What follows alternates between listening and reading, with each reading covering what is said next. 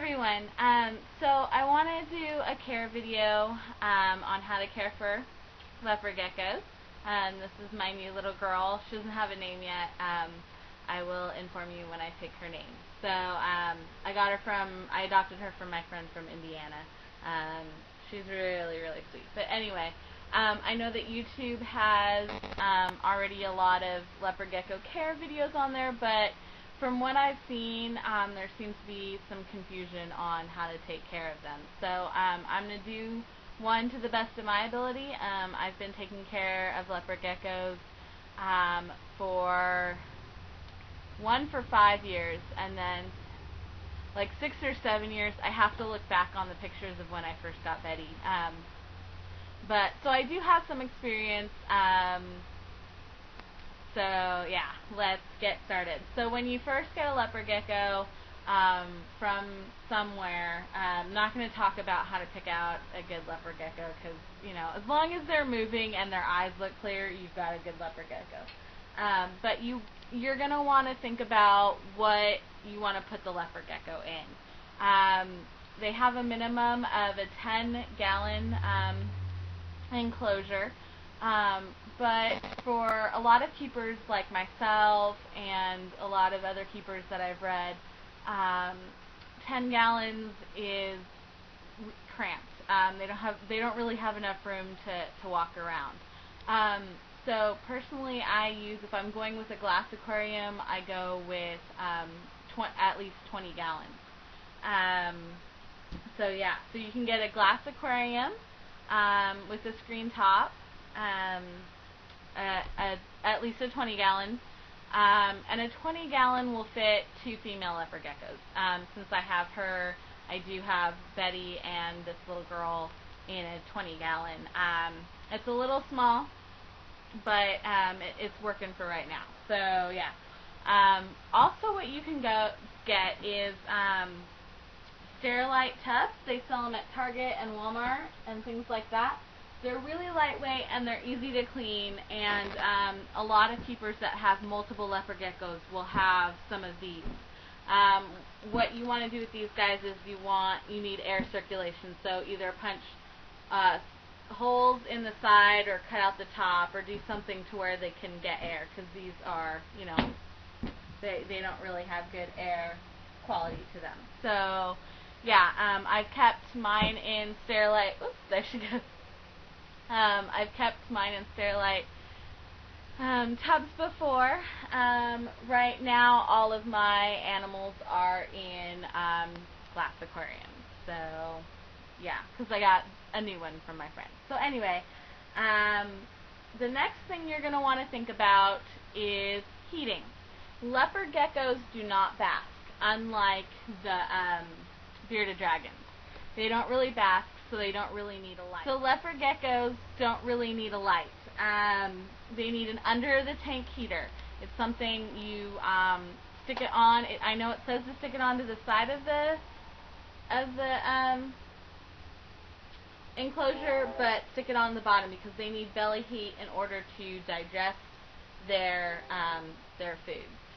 In the wild, they will come out at night. They're nocturnal and sit on the rocks to digest whatever they're eating. So yeah, and the rocks will heat up. So, but don't get a heat rock because those are bad.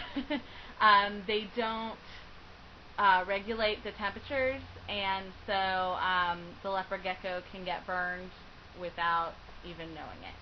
So an under the tank heater, and many people suggest a light dimmer being plugged into the under the tank heater so that you can control how much or how little the under the tank heater is on.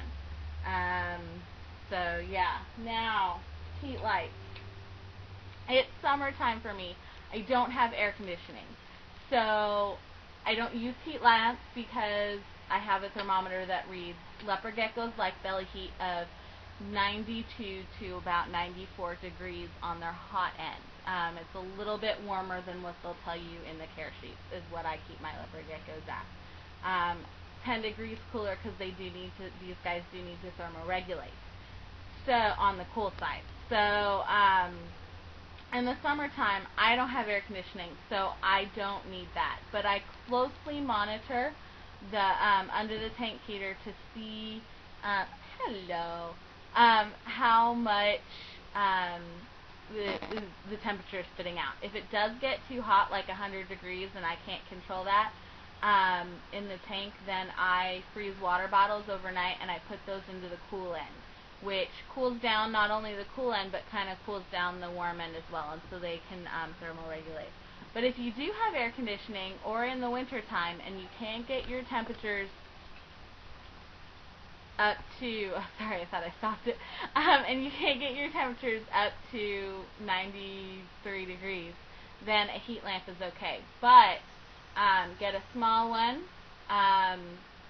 and I have a red bulb in here. Leopard geckos can't see red, so it doesn't bother them. You can leave it on all day and all night. And this one, I believe, is a 40 or 50 watt, so really, really small, and I only need it to bump up the temperatures on the floor. So they don't need that. They don't need a UVB light. Out in the wild, they're nocturnal, so they're not going to get that UVB light. It doesn't hurt, but they don't really bask, so they're really not going to get that good light. And I'll tell you, I'll show you the cage, and then I'll tell you about what I do instead.